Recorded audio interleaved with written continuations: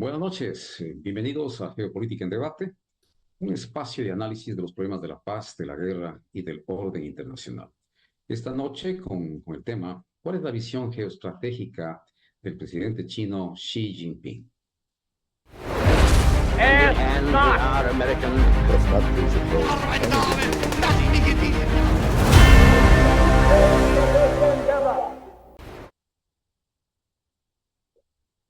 La gestión estratégica de los intereses geopolíticos de la República Popular de China para posicionarse como una potencia global y desplazar al hegemón actual, Estados Unidos, implica desarrollo económico, fortalecimiento militar, expansión de la influencia cultural y diplomática y una postura firme sobre asuntos de soberanía nacional china.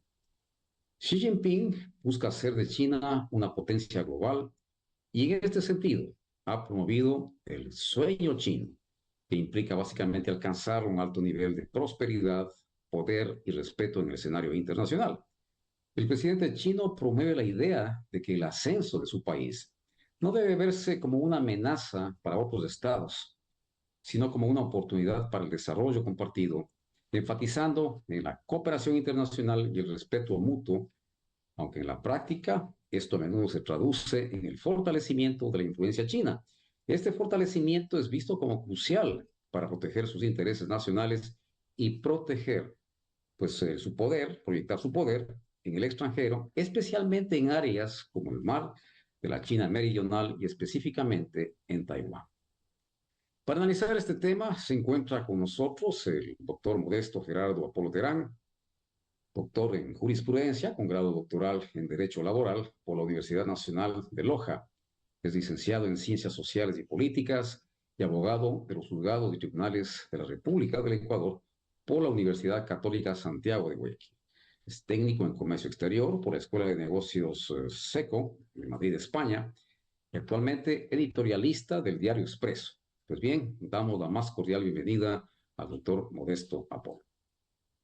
Gracias, Timmy, por la invitación. El tema propuesto es realmente importante, dado que para muchos está pasando casi desapercibido que nos encontramos en una nueva etapa de una nueva Guerra Fría, con muchas más implicaciones de lo que fue la Guerra Fría en aquella época bipolarizada entre Oriente y Occidente. Me refiero a la década posterior a la Segunda Guerra Mundial, 50, 60, 70, 80, hasta llegar a la caída del muro de Berlín, el derribamiento y desaparición de la URSS, Unión de Repúblicas Socialistas Soviéticas.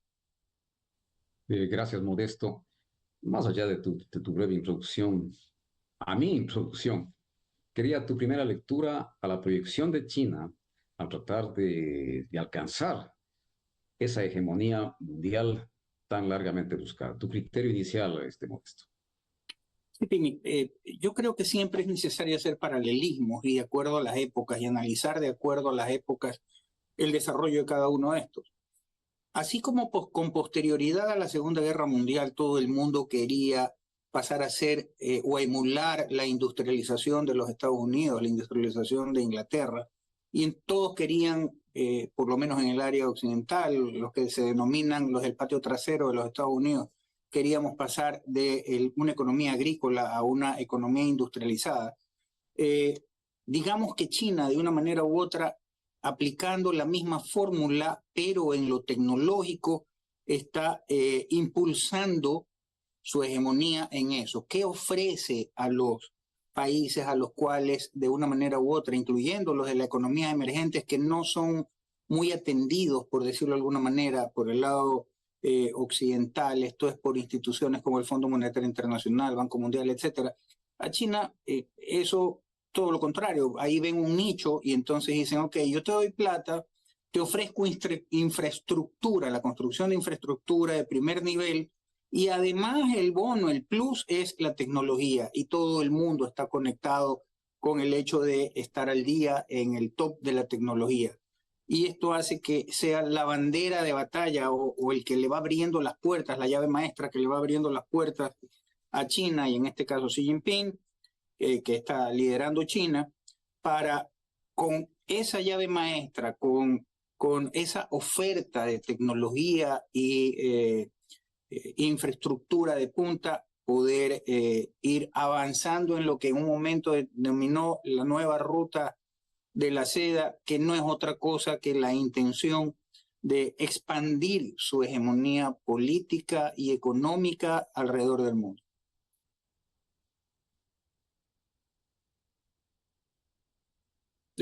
Estás muteado, me parece. Sí, ahí estamos. Te decía, ciertamente esto implica, y ahí va la pregunta siguiente, la nueva ruta de la seda implica pues el sueño chino, esa es la columna vertebral de la propuesta de Xi Jinping, el sueño chino que quiere pues venderlo al mundo como una posibilidad de crecimiento al margen de los valores democráticos de Occidente. ¿Cuál es tu criterio?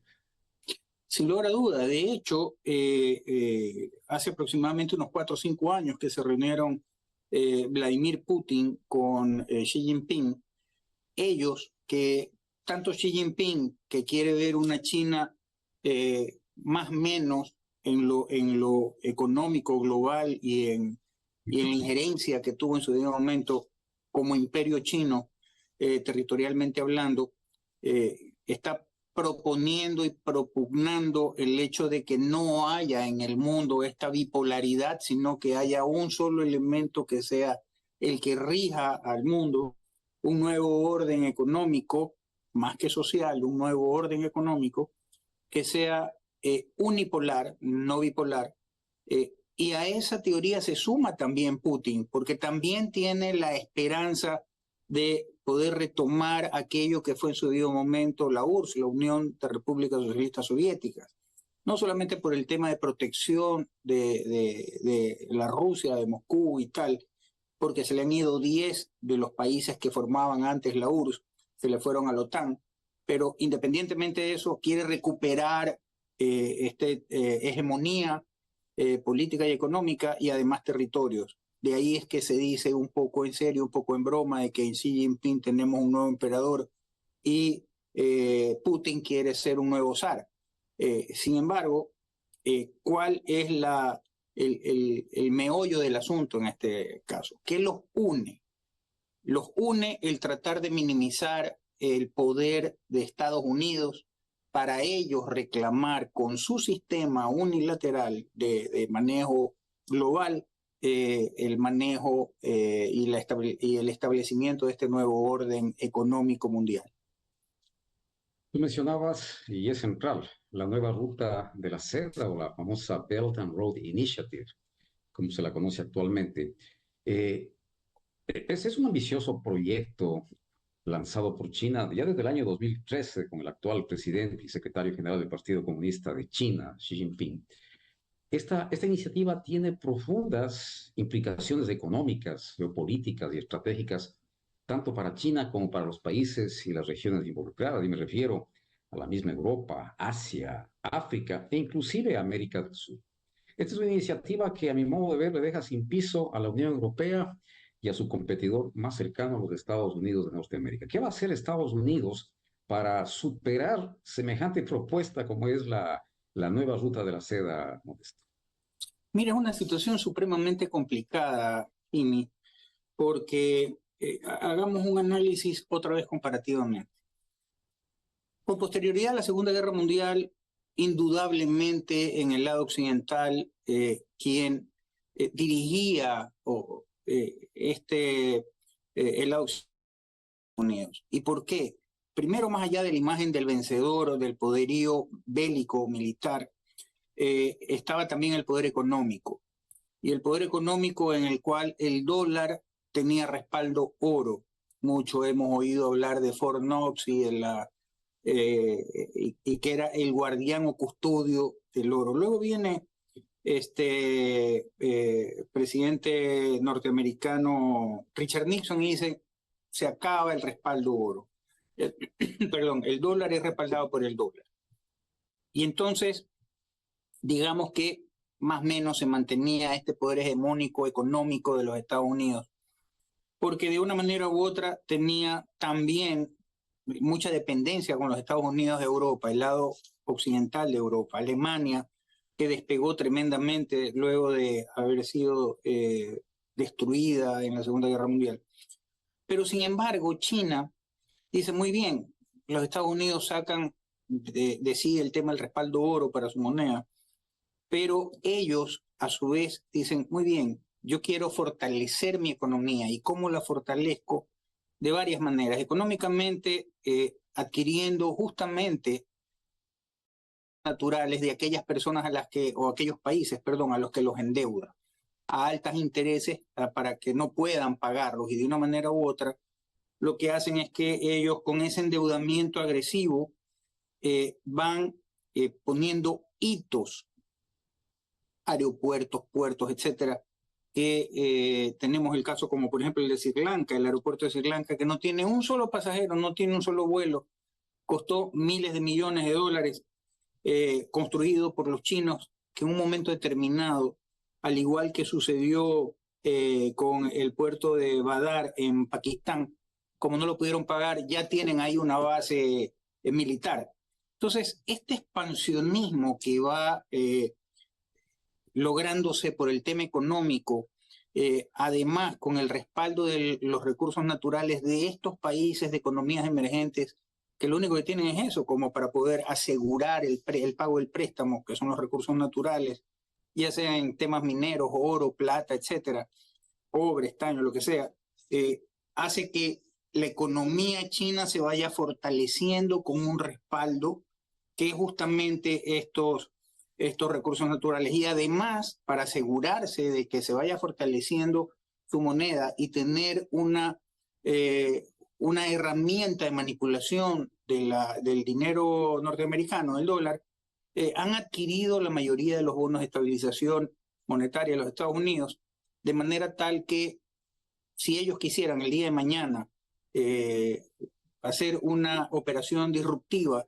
botan todos estos bonos y van a poner en una seria situación económica a los Estados Unidos. Por lo tanto, ellos diversifican sus herramientas para poder lograr el objetivo final. ¿Cuál es el objetivo final?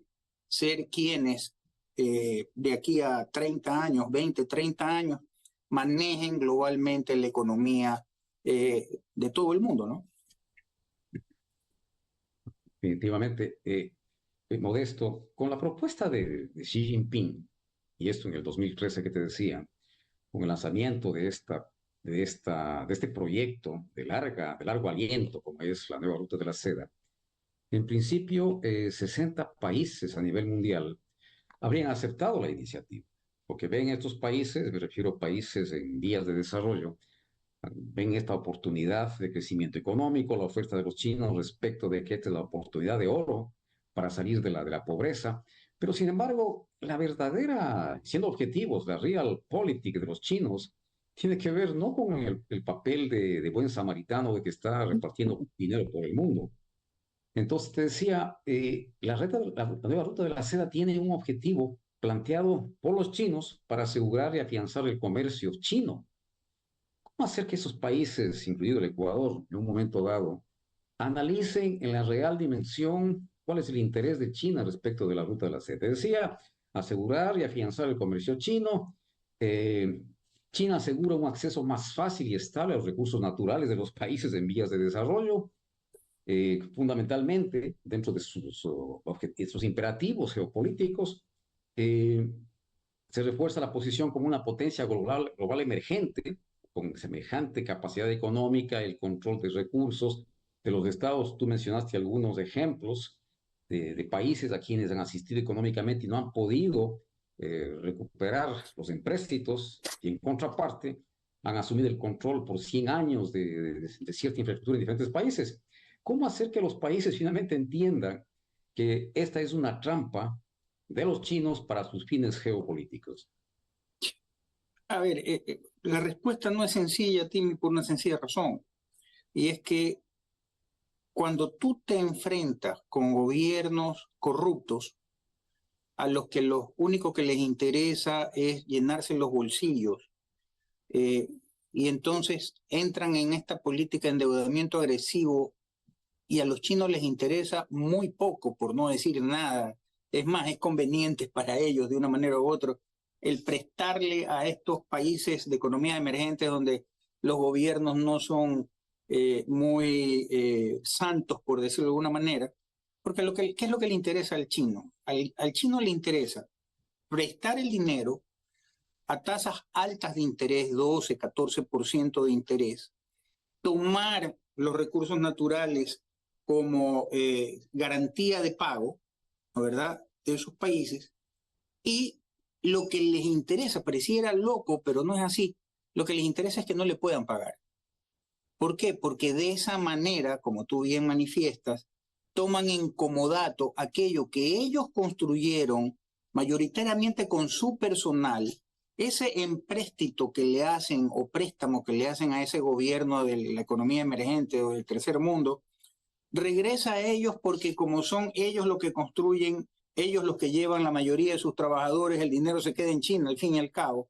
Y digamos que el remanente con este pequeño grupo de trabajadores del lugar donde se está desarrollando la obra, más el diferencial que se pudiera llevar, de hecho, el gobierno corrupto, hace que el fin, ¿no, verdad?, o los medios cumplan el fin último que tienen planteado, que es el de esta manera, como el chulquero, ¿no, verdad? No puedes pagarme, me quedo con tu casa, me quedo con tu carro. Acá no me puedes pagar, como construí un puerto, entonces tengo el uso por 100 años de ese puerto y lo pongo, hago un puerto militar. Como no me puedes pagar el aeropuerto, a mí no me importa si no tienes, si ni los mosquitos aterrizan ahí, pero como no me lo puedes pagar, también tomo posición de eso. Y entonces resulta que de a poco va estableciendo pequeños, dicen cabezas de playa en términos militares, ¿no, verdad? Pequeñas cabezas de playa alrededor del mundo. Mira tú, yo estaba viendo con sorpresa que hace 4 días atrás Xi Jinping reconocía, al igual que algunos países de Europa y de Estados Unidos, reconocía el derecho que tenían se me fue el nombre, con los que están peleando Israel en este momento, Jamás, Palestina. con Palestina, el derecho de los palestinos a ser reconocido y que forme parte de la ONU. Hace 5 días la declaración de Xi Jinping en ese sentido. Pero claro, tiene también las relaciones de China con estos países que no importa que sean de otro tipo de religión, lo que sea, lo que importa es dónde están, tener presencia de una manera u otra, si no es militar, por lo menos presencia de injerencia político-económica en esos países, porque nadie que es deudor de la economía china se va a pelear con China. Entonces, de esa manera, claro, entonces de esa manera van avanzando y ellos mezclan estas dos situaciones muy inteligentemente, y esto no significa de que yo esté en favor o en contra de China, todo lo contrario, yo crecí y me mantengo dentro de la línea de lo que es la política de los Estados Unidos y la influencia de los Estados Unidos a nivel global. Pero sin embargo hay que reconocer la genialidad en el sentido de que utilizan aquella norma antigua de que si algo no ha sido reclamada, la posesión de algo, la tomas, pones la bandera y la tomas. Y entonces resulta que en esta política expansionista en el mar de China han cogido atolones, han rellenado bajos, han puesto aeropuertos, han puesto puertos, de manera tal que la expansión territorial de China, ganando el espacio al mar, es tremenda. Y con lo que hemos hablado de Sri Lanka, el aeropuerto de Sri Lanka y el puerto en Pakistán, es evidente de que este expansionismo, tratar de volver a ser el imperio chino el que manejaba el poder en su debido momento en lo que se conocía como el mundo de aquella época, es una realidad. Y lo peor de todo es que tenemos fecha de hasta cuándo va este proceso y cuándo debería de culminar exitosamente.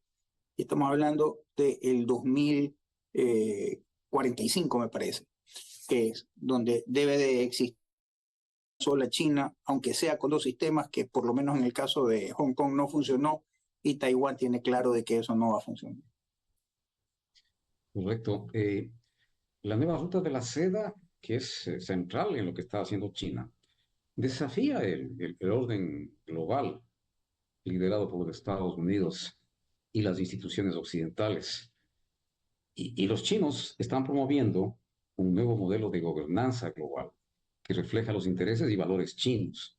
Quizás aquí tenemos un punto a favor desde el punto de vista de Occidente, porque Occidente, desde el liderazgo de los Estados Unidos y de la Unión Europea, si cabe, estamos defendiendo los valores democráticos que tienen que ver con los derechos humanos, la democracia per se, no la autocracia que tienen en China o la que tienen en Rusia, la libertad de expresión, aspectos que están vedados en la República Popular China. En ese sentido, a mi modo de ver, ¿cómo entenderías tú que los chinos intenten vender, especialmente en África, la idea de que el cambio de un concepto de gobernanza global desde el punto de vista de que el desarrollo es superior a cualquier otro interés respecto de los valores democráticos, es lo que se tiene que defender? Más allá de la democracia, la libertad que te mencionaba, que son valores propiamente occidentales, los chinos están claros que eso no es importante para ellos. ¿Cómo utilizar esto a favor de Occidente? Mira, aquí se da una paradoja y es muy curioso. De acuerdo a la teoría del imperio, tú necesitas a un ente que sea el que defienda estos valores como la democracia, la seguridad, etcétera, la libertad, etcétera. Y tienes que tener un opositor que sea el que justamente combate todo aquello. Entonces, en base a esa teoría, a la teoría del imperio, los Estados Unidos reclamó para sí desde hace algunas décadas, desde el fin de la Segunda Guerra Mundial, reclamó para sí ese rol, el del policía del mundo. Por eso es que intervino en la Guerra del Desierto, intervino con Irak, ha intervenido, con todo el mundo se ha peleado diciendo soy el policía que garantiza a nivel mundial el ejercicio de estos derechos, la libertad de expresión, etcétera, los derechos humanos, etcétera. Sin embargo, en la actualidad, ¿qué es lo que propone y propende China? El Estado policíaco. ¿Para qué? Para justamente, utilizando más o menos el mismo discurso, es decir, yo te garantizo un país en el cual seguro, tú y tu familia, porque tenemos tal control de que tenemos ubicados al delincuente, tenemos toda la historia.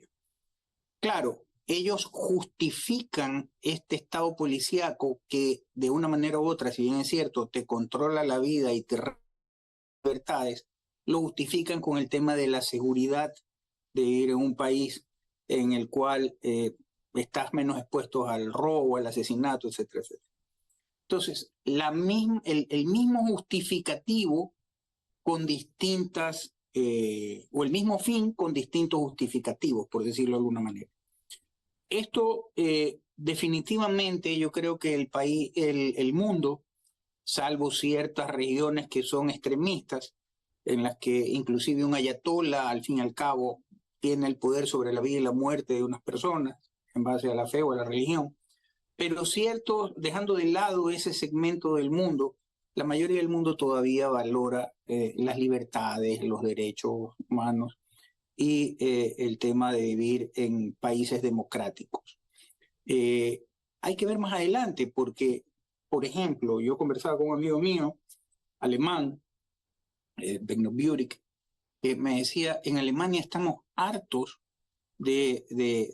con esto de que por los derechos humanos hemos permitido el ingreso de un sinnúmero de extranjeros que ahora quieren imponer su religión, violan a nuestras mujeres, vivimos en un estado de inseguridad. Y entonces se está radicalizando el nacionalismo otra vez en esos países y se está exacerbando el nacionalismo y se está exacerbando el hecho de la necesidad de volver al estado policíaco de seguridad. Todo depende de cómo se vayan desarrollando estas situaciones. Acuérdate que Inglaterra, impulsado por el alcalde de Londres, se sale de la Comunidad Económica Europea con el Brexit justamente bajo este criterio, como la Comunidad Europea nos obliga a recibir a tal número de extranjeros, y estamos invadidos de esto y estamos perdiendo nuestra identidad, entonces salgamos. Listo. ¿Por qué se salen ellos? Porque ellos manejaron siempre la dualidad económica, nunca dejaron la libra esterlina, mantuvieron el euro, pero nunca dejaron la libra esterlina. Entonces, ahora algunos quieren regresar. Hay una corriente ahora de que quieren regresar a la Comunidad Económica Europea, pero veamos cuál fue la justificación, el detonante que hizo que Inglaterra se salga o el Reino Unido se salga de la Comunidad Económica Europea, justamente esto, el tratar de retomar el control. Hay que ver cómo se desarrollan las cosas en las siguientes décadas para que otra vez el mundo no se vaya a exacerbar de manera tal que se justifique la existencia de estados policíacos en los cuales se pongan en segundo plano por un tema de supervivencia derechos como los derechos humanos, como la libertad de expresión y como la democracia. Absolutamente de acuerdo.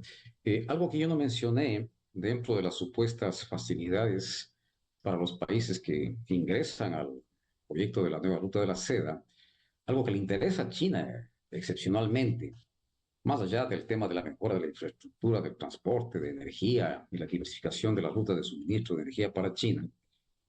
China también está analizando sus vulnerabilidades a nivel mundial.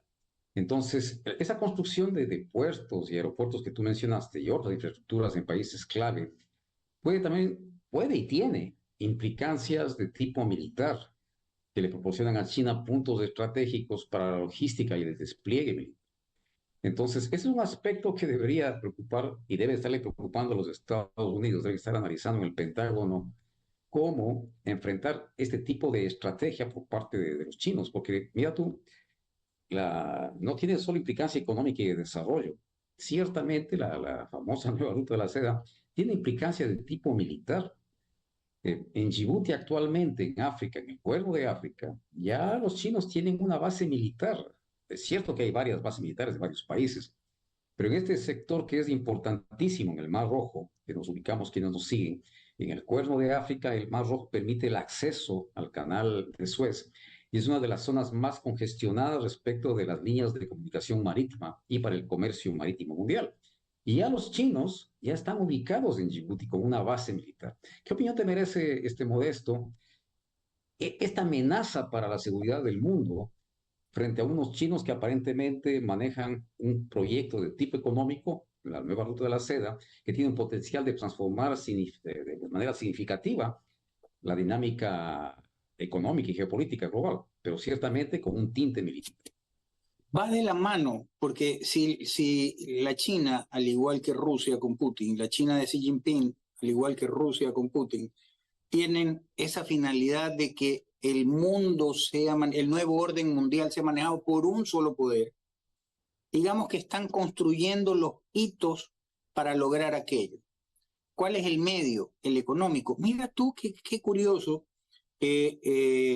luego de que estalla el tema de la guerra de Ucrania, luego de que los Estados Unidos pide sanción para Rusia, luego de que los Estados Unidos, que tiene el poder económico a través del manejo de un sistema informático que es el que maneja las transacciones bancarias a nivel mundial, le cortaron el tema a Rusia.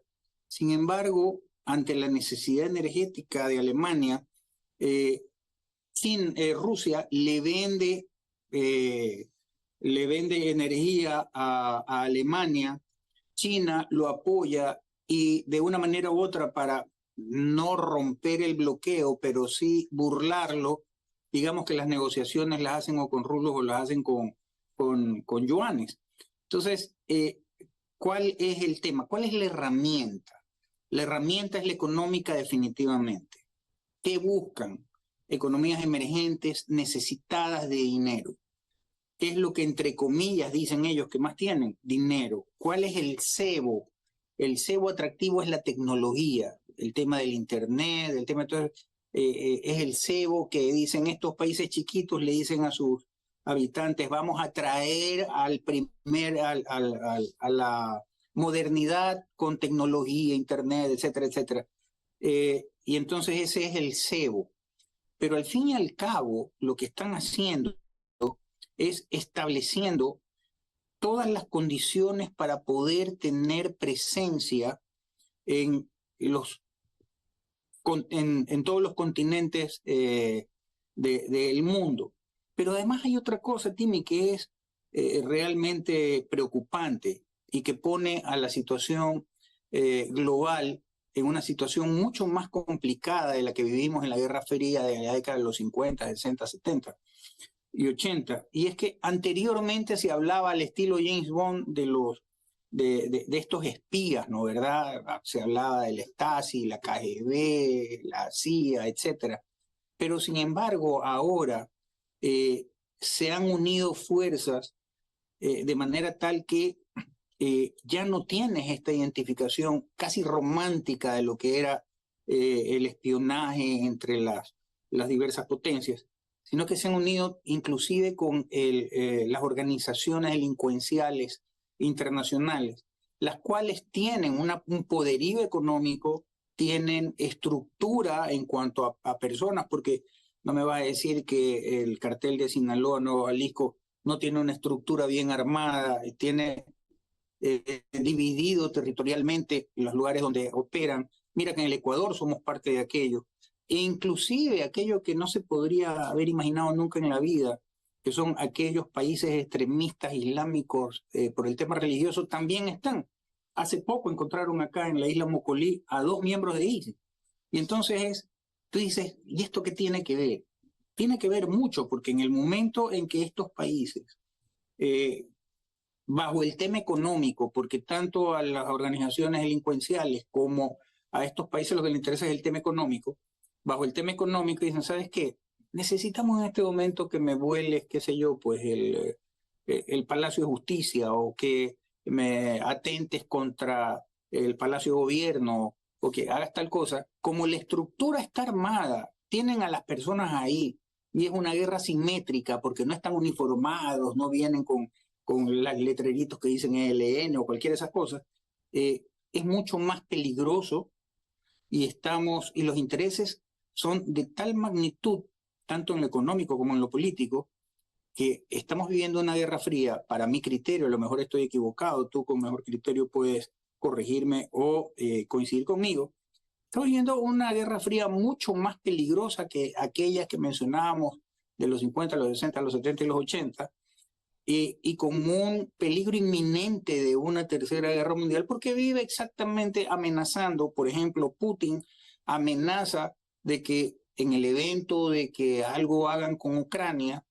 le den más apoyo a Ucrania, él va a lanzar bombas nucleares. Xi Jinping ha hecho lo propio en el tema de Taiwán, que en el evento de que Estados Unidos intervenga más en el tema tanto de armamento como en lo político con Taiwán, ellos también verían la posibilidad de intentar una guerra nuclear, muy quirúrgica, por decirlo de alguna manera. Y si a esto le sumas el hecho de que en esta trilogía antes se denominaba Roberto en la Segunda Guerra Mundial, que era Roma, Berlín, Tokio, por el eje de los alemanes, los japoneses y los italianos, acá esta trilogía también entra Kim Jong-un, no nos olvidemos de aquello. Y Kim Jong-un también con el tema de la expansión nuclear que quiere tener y que siempre ha visto la posibilidad de expandir su territorio y el más amenazado siempre va a ser Taiwán y Japón en este caso. Por lo tanto, digamos que estamos viviendo realmente una guerra fría de implicaciones que podrían ser incalculables. De acuerdo contigo, pero también recuerda, en la Primera Guerra Fría, por llamarlo así, en el año 62, el mundo estuvo al borde de una conflagración nuclear, quizás más cerca Desde de Cuba. lo que es en Cuba, quizás yo lo veo así, más cerca de lo que pudo estar o lo que pudiéramos estar ahora con las amenazas y los exabruptos del señor Vladimir Putin. En el 62 fue serio el tema y ciertamente un arreglo bajo la mesa, la salida de los misiles de Turquía, norteamericanos en Turquía, en contraparte para poder darle viabilidad a la solución pacífica. Pero mira, Timmy, disculpa que te interrumpa. Yo creo que, si bien es cierto, se veía mucho más riesgoso y estuvimos más a punto de tener una guerra nuclear, un desenlace nuclear en esa oportunidad, pero eran dos los que participaban. Entonces, pero ahora, ¿cuál es el poderío que existe nuclearmente hablando? Tienes, que no es mayor, el de Kim Jong-un, tienes el de China, tienes Rusia, está también Irán. Entonces, digamos que es mucho más fácil sentarse dos a dialogar y decir, ¿sabes qué? Los rusos le decían a los gringos, tú me pusiste en Turquía estos misiles, yo te tengo los de aquí en Cuba, quieres que te saque los de Cuba, sácame los de Turquía. Y es mucho más sencillo llegar a este toma y daca. Pero cuando los intereses son diversos, las ideologías también, llega un momento en que, a ver, ponerte de acuerdo, tres, cuatro, cinco que tienen diversos intereses, que cada uno se cree el Superman de la película, es mucho más complicado porque ¿contra quién se enfrentan? Contra uno, que es Estados Unidos. Entonces, digamos que Estados Unidos la tiene cuesta arriba, tiene que jugar aquí, mucho se habla de que es un juego de ajedrez, no, es un juego de Go, porque el juego de ajedrez, si bien es cierto, tiene que ver como si se tratara de una batalla. En el juego de Go se trata de un tema territorial. ¿Quién adquiere más territorio? Independientemente del hecho de cuántas pérdidas podría causarte esto. Entonces, digamos que China está jugando al juego de Go en el tema de el poderío del nuevo orden mundial, económico mundial, está jugando un juego y lo está haciendo abiertamente, con lo que hemos hablado tanto del establecimiento de bases militares extra territorio chino. Por lo tanto, el que está ahorita de una manera u otra viéndose que se le están cerrando las puertas y que tiene que hacer algo, que no puede ser muy drástico, por cierto, es Estados Unidos. Porque en un momento determinado, ¿qué es lo que va a pasar? Como se llevan tan bien Putin y Xi Jinping, y de hecho tienen la misma edad con diferencia de 6 meses, Putin es 6 meses mayor a Xi Jinping, y se han declarado amor eterno, lo digo irónicamente, porque Xi Jinping, que es un hombre que en el rostro no te refleja nada, y Putin tampoco, y que Xi Jinping diga que Putin es su mejor amigo es un logro, digamos, de alguna manera. El tema es, teniendo claras cuáles son las ambiciones y los objetivos de cada uno, digamos que siendo Estados Unidos acá con la OTAN, teniendo un Modesto, si me compromiso, al escuchas, igual que tuvimos lo una tiene pequeña con, interrupción. eh, digo, acá siendo Estados Unidos, su compromiso con la OTAN, defender Europa, y además el compromiso con Taiwán y con Japón, en el evento de que China ataque a Taiwán, Rusia haga una expansión hacia Europa, le va a corresponder a Estados Unidos escoger uno de los dos. Y eso es muy complicado. Mi querido Modesto, Por, tuvimos una pequeña interrupción. En todo bien. caso, la última parte, creo que nuestros televidentes se perdieron. De todas maneras, sigamos avanzando.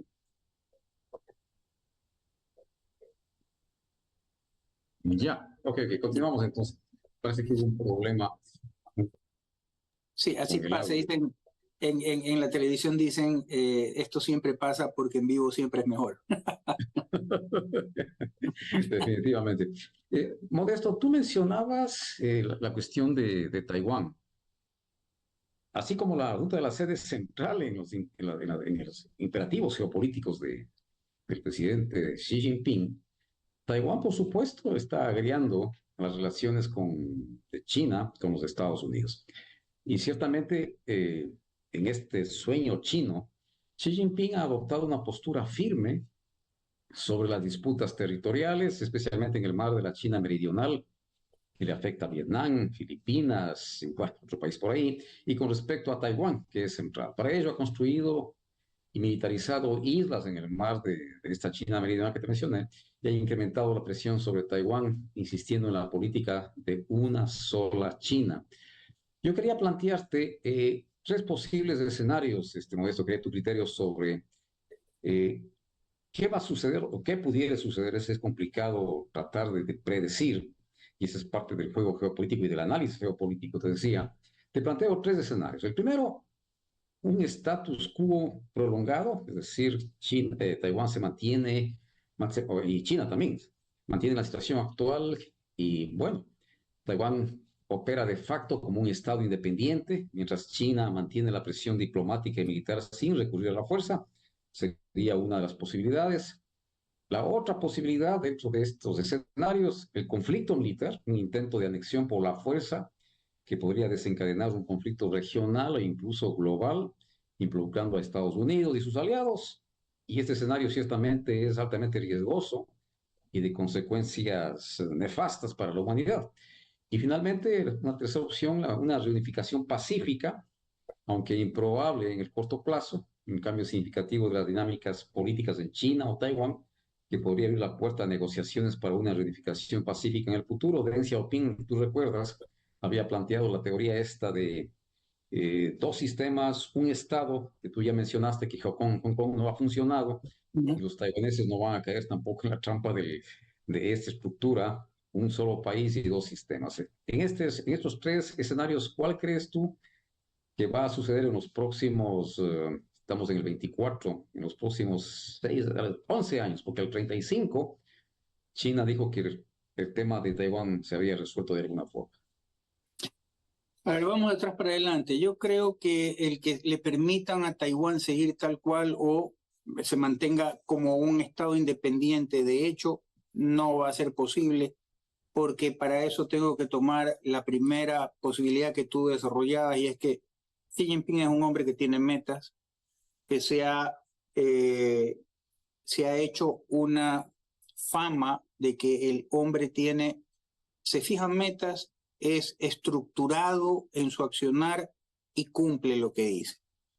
Por lo tanto, el tema de reunificar China al 2045, que se cumplen los 100 años, es una meta que la va a hacer de atas o de mangas, sea como sea. Eso nos deja en el segundo escenario. Y justamente lo peligroso de esta relación tan llevadera que tiene China con Rusia, y que de una manera u otra, digamos que saldaron la situación en el momento en que cerraron la frontera, porque tenían una herida abierta, igual que lo tuvimos nosotros, pero el momento en que cierran la frontera, luego la caída del muro de Berlín, saldan esa situación y ahora son grandes amigos. Yo creo que ante el hecho de que están peleándose dos segmentos de influencia global, que es por un lado la occidental con Europa, y que de una manera u otra es un solo enemigo, por decirlo de alguna manera, a enfrentar, que es Estados Unidos, que se compromete con la OTAN, con Europa, pero que también tiene un compromiso con Taiwán y con Japón. Y aunque tenga ahí anclada la octava flota, no le es suficiente ante el poderío chino en el evento de que haya una conflagración bélica, y tampoco las fuerzas beligerantes de Taiwán son mayores, porque ellos siempre han estado con la idea de respaldarse, de contar con el respaldo de los Estados Unidos. Y mira tú que ahora que tuve la oportunidad de estar en Japón, yo veía que el gobierno japonés tomó la decisión de rearmarse ellos, ya no depender solo de la custodia de los Estados Unidos con la octava flota, sino también ellos rearmarse, porque el peligro es eminente. ¿Qué pasa? Y tú como estratega militar lo sabes. ¿Qué pasa en el evento de que se ponga en el disparadero? Rusia recuperar los territorios que tenía cuando era la Unión de Repúblicas Socialistas Soviéticas, y Estados Unidos tiene que lanzarse a apoyar a la OTAN con todo esto, y a su vez al mismo tiempo ataca a China, Taiwán. ¿Qué es lo que va a pasar? Va a tener que escoger entre uno de los dos. Y de hecho ya hay un antecedente, y es ¿qué sucedió con la invasión de Crimea por parte de Rusia? Nada. ¿Qué sucedió con la invasión de Rusia luego a Ucrania? Más allá del tema económico, nada. Entonces, digamos que ya hay un antecedente de comportamiento. Esto es como el abusivo. Primero te da un cocacho, no pasa nada, luego te da un trompón, no pasa nada, después te revienta la vida. ¿Me explico? Entonces, digamos que se han visto, por un lado, cuál es el comportamiento en este caso de este Estado o de estos estados que son, por decirlo de alguna manera, eh, que hacen abuso de su poder. Y por otro lado, el que se autodenominó guardián de la democracia con unas acciones timoratas que inclusive se ha visto en la obligación de decirle a los de la OTAN, oye, si no te pones al día en los pagos te dejo abandonado. ¿Ah? Entonces, es una situación que eso demuestra debilidad, porque si mis amigos a los que yo les he ofrecido y les estoy garantizando seguridad en el tema militar, no me cumplen con su parte, que es el fondear para su propia defensa, digamos que la situación presenta una debilidad por este lado y en cambio por el lado de los países totalitarios una fortaleza. Y acuérdate que el mundo se va con el triunfador, con el fuerte. Entonces, entendería que esto puede tener al final una salida de tipo militar. Definitivamente. Y bueno, veamos las variables militares. Y de hecho, déjame decirte, existe ya un análisis por parte del Pentágono en el que están diciendo cuáles van a ser las facetas o las fases que podría utilizar China frente a una invasión a Taiwán. Entonces, la primera es la que se está utilizando últimamente en las guerras, que son drones, ataques precisos con drones. Ahora existen estos drones denominados kamikazes, que son de tecnología israelí, que justamente van, sobrevuelan y se estrellan en el objetivo y vuelan el objetivo. Quirúrgico. De esa manera, digamos que haces una demostración de tu poderío, podrías lograr de alguna manera una paz, que lo dudo porque como se están dando las cosas en Ucrania, mira que ya tenemos más de 2 años con la pelea de Ucrania y no se logra absolutamente nada. La otra fase ya sería un tema de bombardeo masivo, fuerza aérea y al último el desembarco. Entonces, y la toma de posesión del territorio ya con fuerzas militares propiamente dichas. Por un lado, para minimizar el riesgo de muertes por el lado de China y para maximizar el tema en cuanto a la pérdida de poderío por parte de Taiwán. Entonces, yo veo una situación muy complicada, más que para China y Rusia, la veo para Taiwán y Estados Unidos. Entonces, algo tendrá que hacer los Estados Unidos para tratar de equiparar un poco las fuerzas, balancear las fuerzas, a lo mejor ayudar al mismo Japón para que se rearme también y de una manera u otra vaya a ser quien le tome la posta ante la eventualidad de una conflagración en ese lugar. Pero de lo contrario, va a tener que escoger Estados Unidos a quién defiende, a Europa o a la parte asiática, a Taiwán, Japón, etc. Yo te decía, las variables militares que hay que analizarlas. Recordemos que China ha incrementado sustancialmente sus capacidades militares últimamente, incluyendo el desarrollo de misiles balísticos, capacidades navales y aéreas. En solo 4 años, Modesto, China ha logrado emular en términos de capacidades navales a la Armada francesa en 4 años. Y bueno, tienen una mayor capacidad de proyección de su poder.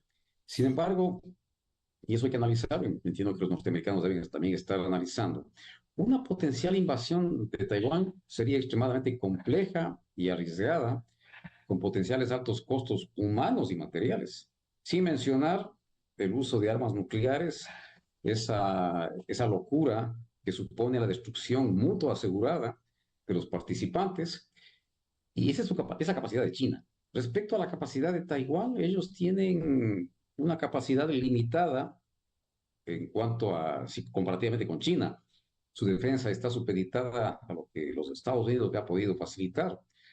Al final habría una defensa asimétrica, pero que está diseñada para hacer que cualquier intento de invasión para los chinos sea ciertamente costoso y difícil. No voy a analizar en honor al tiempo el tipo de geografía de Taiwán, pero ciertamente los chinos saben que esta aventura militar va a ser muy costosa.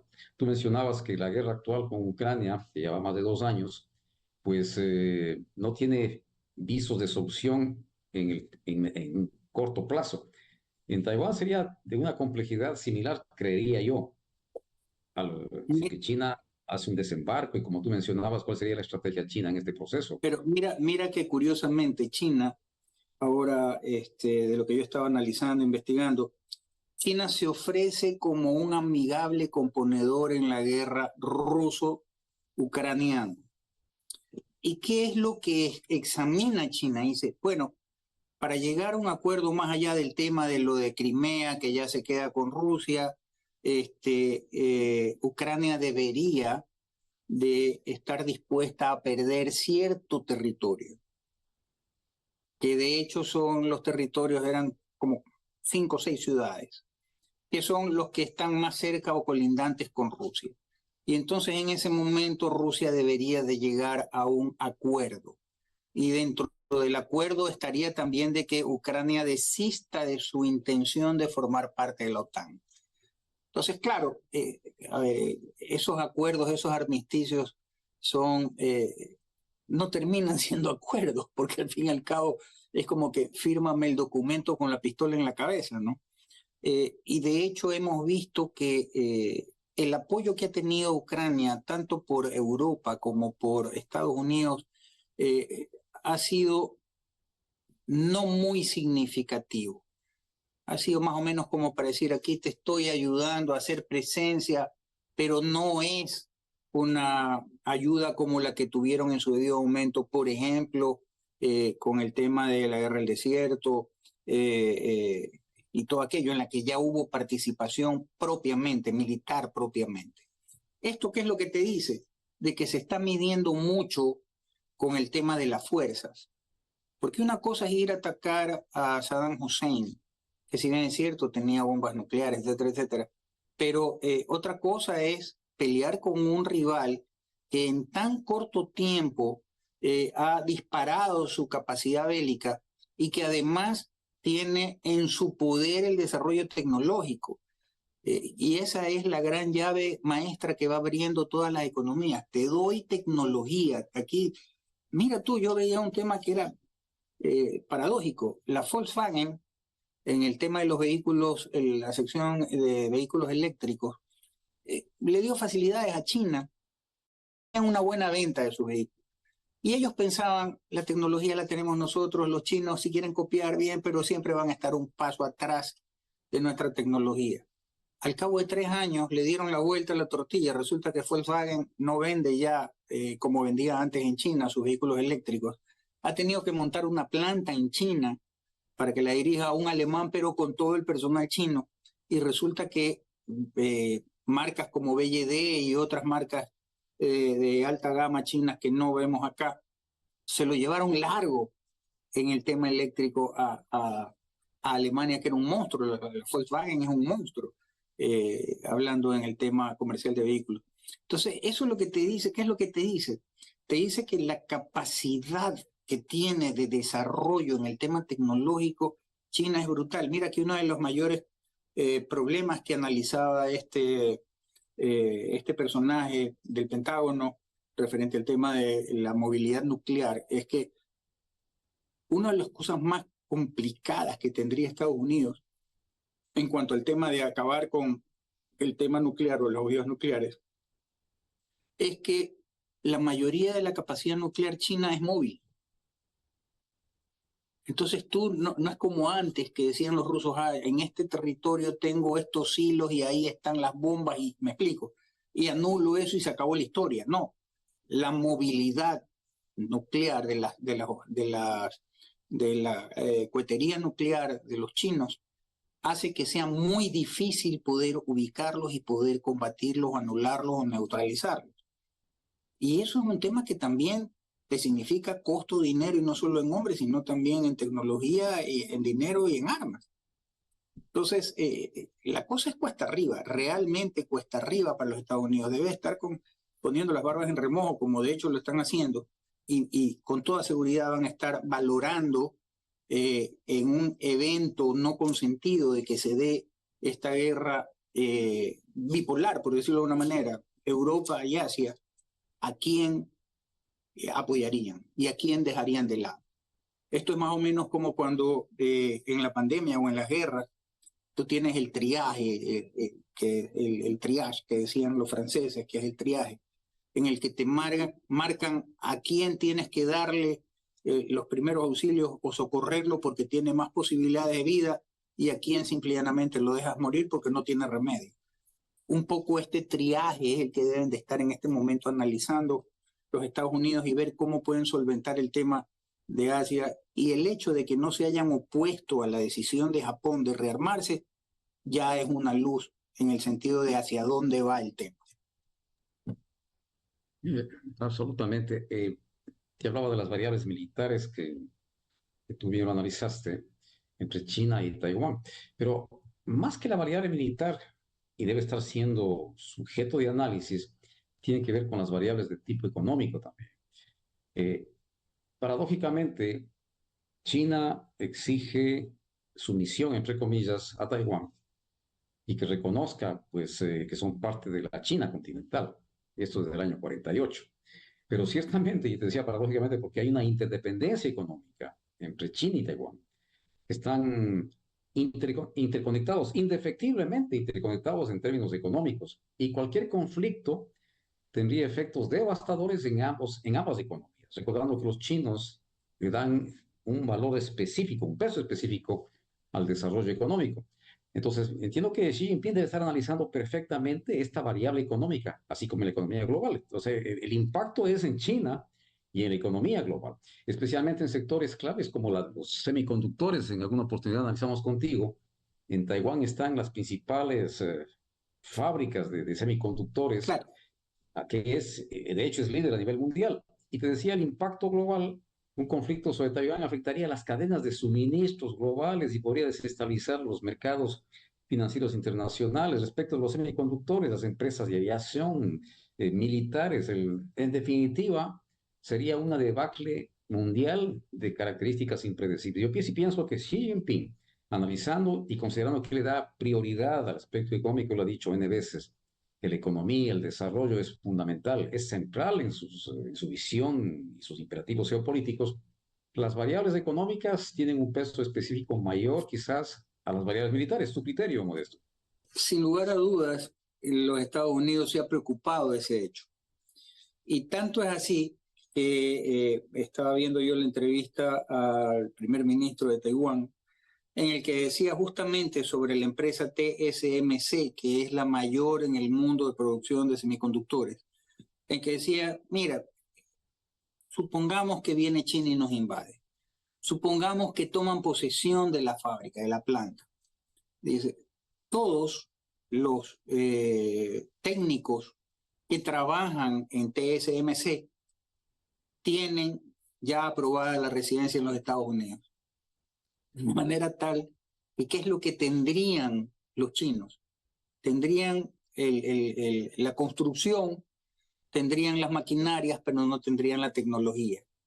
Porque todos aquellos que manejan la tecnología para el desarrollo de los semiconductores en menos de 24 horas están en Estados Unidos perfectamente bien radicados. Entonces, claro, el análisis que tú haces es muy bueno en el sentido de que sí, es un tema económico, pero esto es de qué te sirve la infraestructura, de qué te sirve la maquinaria si no tienes la mente que va desarrollando o tienes la tecnología para desarrollarlo. Y esto es más o menos como el secreto de la Coca-Cola, ¿no verdad? Todo el mundo sabe que es una de las bebidas que más venta tiene, pero no todos conocen la fórmula. Y entonces, de esa manera, digamos que en el tema tecnológico, que tiene un desarrollo brutal. El desarrollo en la tecnología, me decía un amigo que trabaja en estas cosas, a los 6 meses, algo que ya salió ahorita, 6 meses después ya está caduco, está desactualizado, porque avanza de tal manera que es un tema impresionante. Entonces, eso también lo han pensado los taiwaneses y lo han pensado los estadounidenses. Dice, ok, lo que pasó con Wernher von Braun, por un lado, lo pudieron haber juzgado en Nuremberg y haber colgado porque al fin y al cabo fue el padre de la B1 y la B2, Todos sabemos el bombardeo a Inglaterra, la cohetería, fue el padre de la cohetería y tal. Pero como les interesaba la tecnología, con el proyecto Paperclip, se lo llevaron a los Estados Unidos a Von Braun, y Von Braun fue el papá del proyecto aeroespacial de los Estados Unidos, al punto de que puso al hombre en la luna. Entonces, con el mismo principio, están aplicándolo también con los científicos de esta planta de TSMC, que es la más grande del mundo en el desarrollo de semiconductores. Y Modesto, y el tiempo nos ha quedado cortísimo. La verdad es que sí. Tengo un último planteamiento para ti, no sin antes agradecerte tu paciencia. Ya se pasó la hora desde que iniciamos el programa, pero con esta última puntualización yo cerraría el programa. Quiero cerrar con la posibilidad de la muy conocida trampa de Tucídides. Muchos de nuestros seguidores, para que más o menos estén en la misma línea, este es un concepto popularizado por el politólogo Graham Allison de Estados Unidos para describir la situación en la que una potencia emergente amenaza con desplazar a una potencia dominante, llevando a un riesgo elevado de conflicto. El término proviene de la obra del historiador griego Tucídides, quien escribió sobre la guerra del Peloponeso, destacando que el ascenso de Atenas y el temor de que esto provocó en Esparta hicieron inevitable la guerra entre ambas naciones. En este mismo sentido, la trampa de Tucídides aplicando a Estados Unidos y China sería más o menos la misma figura. China, la potencia emergente, y Estados Unidos, la potencia dominante. Entonces, creeríamos que hay argumentos, existen argumentos a favor y en contra de la posibilidad de que se produzca esta trampa en las relaciones sino-norteamericanas. Y con esto concluiríamos esto. ¿Cuál sería tu criterio sobre la famosa trampa de Tucídides? Sin lugar a dudas estamos presenciándolo, porque ¿cuál ha sido el poder hegemónico de los Estados Unidos? Arranca con la Primera Guerra Mundial, ¿verdad?, del 14 al 17, y se consolida luego de la Segunda Guerra Mundial, del 39 al 45. Luego se polariza el mundo y es Occidente y los países comunistas con Rusia. Pero Rusia comienza a caer. Mira que Rusia tiene el mismo tema de la trampa de Tucídides con China, solamente que aquí no se genera un conflicto, sino que por el contrario se genera una alianza.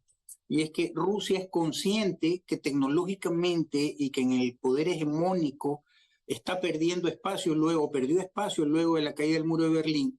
Surge este nuevo poder que es China, se alía con China de manera tal, una alianza estratégica, de manera tal que hacen un grupo, una especie de simbiosis, y que sabe Rusia que quien va a dominar de una manera u otra va a ser China, y se une al que está en ascenso, porque ambos tienen como enemigo común al que está en descenso.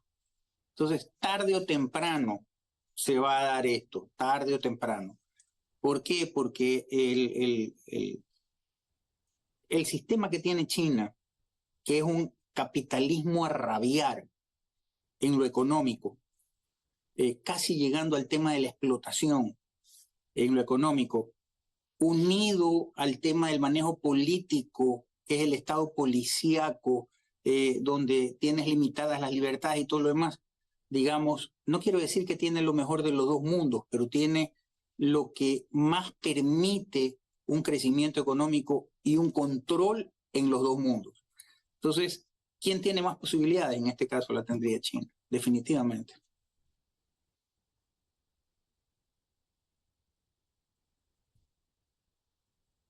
Gracias, Modesto, por tus precisiones. Quiero hacer extensivo mi agradecimiento al señor doctor Modesto Apolo por habernos acompañado, por sus luces en un tema de gran complejidad. En ese sentido, agradecerles a quienes nos han permitido ingresar en sus hogares y será hasta la próxima semana. Modesto, un abrazo, mil gracias y buenas noches. Gracias a ti. And our American All right, Darwin, lass mich in die